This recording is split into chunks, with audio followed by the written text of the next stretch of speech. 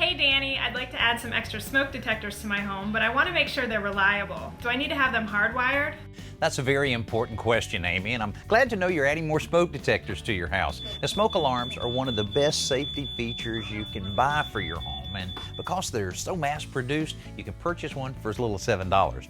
In new construction, smoke detectors are hardwired, but for a situation like yours where you're adding to an existing home, a battery-powered unit like this one is the best, and they're fairly simple to install. Now, of course, the key thing is to remember to change the batteries about twice a year. A lot of people forget about that. The kind you need to get really depends on how much you want to spend. I've seen certain models that detect smoke, gas, and even have voice alerts built right in. Now, those will run around $50 each, but for most homes, plan on spending about $7 to $15 for a decent detector. Now, when you're ready to install them, it's recommended that you have one smoke detector per level of your home near the bedrooms and one in the garage.